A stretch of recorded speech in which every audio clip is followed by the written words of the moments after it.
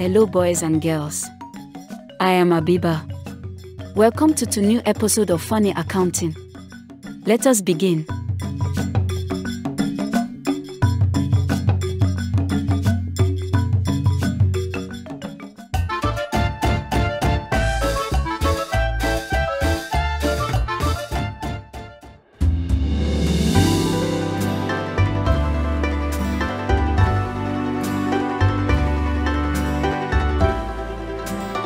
Dobrodošli na posljednje predavanje u okviru našeg prvog edukacijskog ciklusa naziva Računovodstvo za svakoga.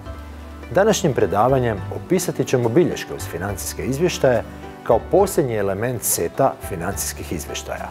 Bilješke sadrže dodatne i dopunske informacije koje nisu prezentirane u financijskim izvještajima, a značajne su dionicima u donošenju poslovnih odluka. Informacije su značajne ako se može razumno očekivati da će izostavljanje, pogrešno prikazivanje ili prikrivanje informacija utjecati na odluke koje korisnici financijskih izvještaja donose na temelju tih financijskih izvještaja. Pogledajmo sada od čega se sastoje bilješke.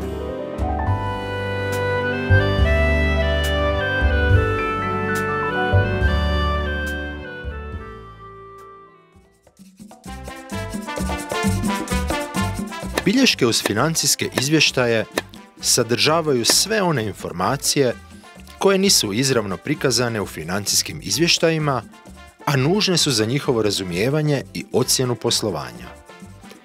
U njih se tako uključuju opće informacije o društvu, računovodstvene politike i detaljan opis pojedinih pozicija financijskih izvještaja te dodatne informacije koje se na njih odnose.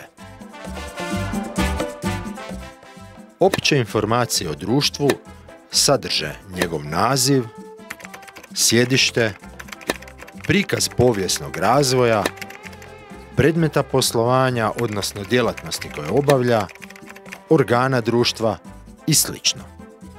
Nadalje, bilješke sadrže informacije o osnovama, dogovorima, praksi i pravilima koje poduzetnik primjenjuje pri sastavljanju i prezentiranju financijskih izvještaja. Radi se o takozvanim računovodstvenim politikama koje daju odgovor na pitanja što i kada uključiti u financijske izvještaje, kako to vrednovati, te kada neku poziciju isključujemo iz financijskih izvještaja. U konačnici, bilješke uključuju i detaljan opis pojedinih pozicija financijskih izvještaja, čime se stječe cjelovita slika o poslovanju poduzetnika.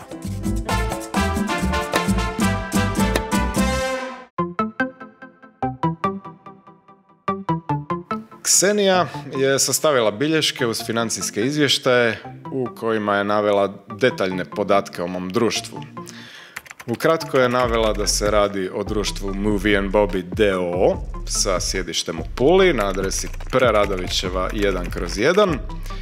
Društvo je osnovano 14. veljače i registrirano je za obavljanje djelatnosti proizvodnje filmova, videofilmova i televizijskog programa te fotografske djelatnosti. Društvo ima jednog zaposlenog djelatnika koji je ujedno i njegov direktor. To sam ja. U nastavku je detaljno opisala pravila i praksu koje koristim prilikom uključivanja pojedinih pozicija u financijske izvještaje, što se još naziva priznavanje pozicija financijskih izvještaja. Opisala je također vrednovanje tih pozicija i prestanka njihovog priznavanja, odnosno isključivanja pozicija iz financijskih izvještaja. Posljednji dio bilješki sastoji se od detaljnog opisa strukture imovine, kapitala i obveza te prihoda i rashoda. Možemo reći da bilješke uz financijske izvještaje detaljnije opisuju pozicije financijskih izvještaja te navode informacije značajne za dionike. Bilješke se sastoje od 1. Opisa poduzetnika, 2. njegovih računovodstvenih politika, te 3. opisa pojedinih pozicija financijskih izvještaja s dodatnim informacijama.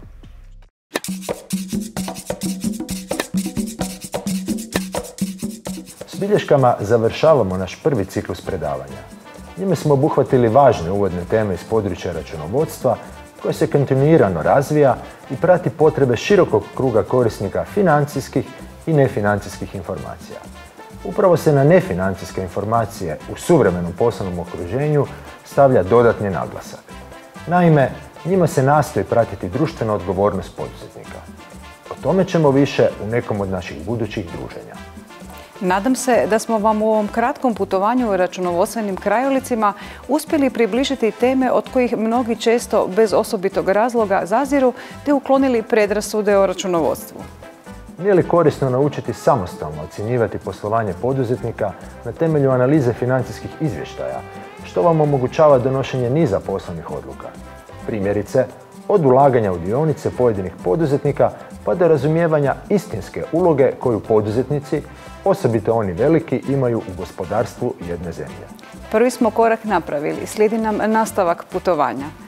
Pozdrav od Roberta, Bobija i Ksenija.